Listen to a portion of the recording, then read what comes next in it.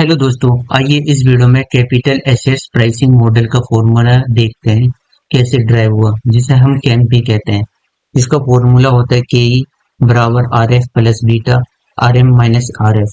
Generally हम इस फॉर्मूले को रट लेते हैं, समझते नहीं है, और बहुत से टीचर ये फॉर्मूला किस तरीके से ड्राइव हुआ वो भी नहीं बताते। तो आइए इस वीडियो में समझते हैं फॉर्मूला ड्राइव कैसे हुआ है। एज्यूम करता हूँ आपको 50 करोड़ रुपए इन्वेस्ट करना है। आपके पास तीन ऑप्शन है। पहला एफडी या गवर्नमेंट के बॉन्ड में इन्वेस्ट कर दें और हर साल आप 8% रिटर्न कमाएं। एफडी में रिटर्न का रेट चल रहा है 8%, जहां पर आपको रिस्क गवर्नमेंट के बॉन्ड पे या एफडी में पैसा डूबने का चांस बिल्कुल जीरो होता है। दूसरा ऑप्शन है आपके पास म्यूचुअल फंड के या ईटीएफ के थ्रू निफ्टी में इन्वेस्टमेंट कर देना। आप डायरेक्ट निफ्टी या सेंसेक्स में डायरेक्ट इन्वेस्ट नहीं कर सकते, आपको म्यूचुअल फंड या ईटीएफ के थ्रू इन्वेस्ट करना पड़ेगा। तो आपने अगर निफ्टी में इन्वेस्ट किया तो इसका रिटर्न 10 साल से देखा जा रहा है कंपाउंडेड एनुअल ग्रोथ रेट 12% के आसपास है। तो अगर आपने यहाँ पे निफ्टी में इन्वेस्ट किया तो आपको 12% का रिटर्न मिलेगा। तीसरा आपके पास ऑप्शन है शेयर्स में इन्वेस्ट करना। ये बहुत ही ज्यादा रिस्की माना जाता है। जो कंपनी जितनी रिस्की होती है उससे एक्सपेक्टेशन और ज्यादा होता है रिटर्न का। जो कंपनी कम होती है उससे कम रिटर्न का एक्सपेक्टेशन होता है। कौन सी कंपनी ज्यादा रिस्की है, कौन सी कंपनी कम रिस्की है, ये कैसे पता चले? तो इसके लिए बीटा बीटा बताता है हमें कि कौन सी कंपनी कितनी रिस्की है। जिस कंपनी का बीटा ज्यादा होगा वो कंपनी हाईली रिस्की मानी जाएगी, और जो कंपनी का बीटा कम हो गए उसे कम रिस्की माना जाएगा। मान लेते हैं अडानी का बीटा है 2.5। वैसे ये बहुत खतरनाक शेयर होते हैं इसके।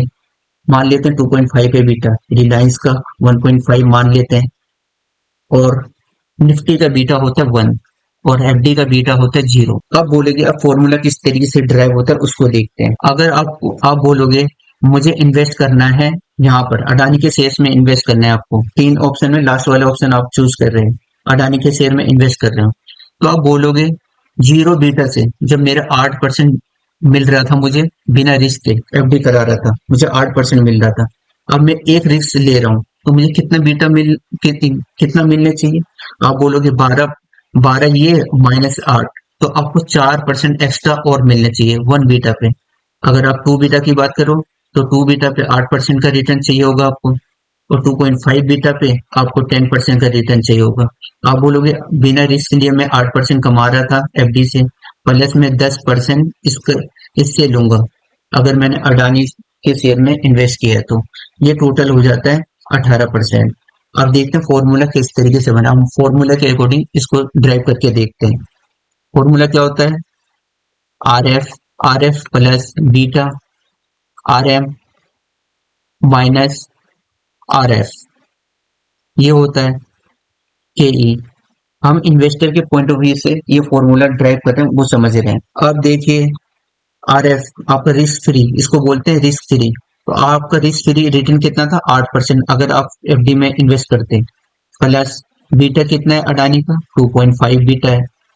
और ये आर एम का मतलब जो ये निफ्टी का 12% दे रखा था उसी को बोलते हैं। इसको बोलते हैं रेट ऑफ रिटर्न और मार्केट पोर्टफोलियो।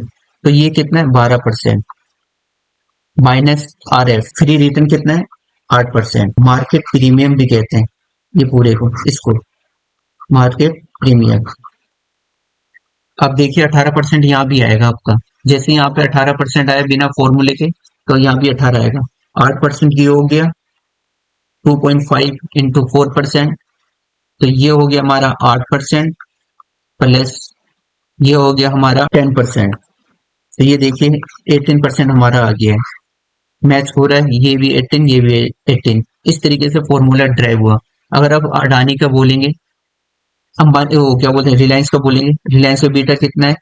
1.5 है। 8% तो आपको चाहिए बिना रिस्क लिए। आपको एफडी में 8% मिल रहा था, आप रिस्क ले रहे तो ज्यादा चाहिए आपको।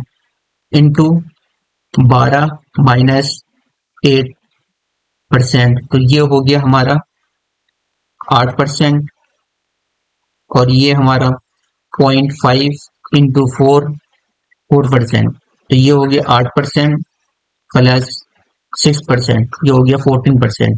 तो इतना रिटर्न आपको चाहिए अगर आपने रिलायंस में इन्वेस्टमेंट किया तो, इस फॉर्मूले के अकॉर्डिंग। मैं समझता हूँ आपको ये फॉर्मूला समझ में आ गया होगा, किस तरीके से ड्राइव हुआ है। अगर आपको नहीं है तो कमेंट में पूछ सकते हैं। आपको देखने के लिए थैंक यू फॉर वॉचिंग।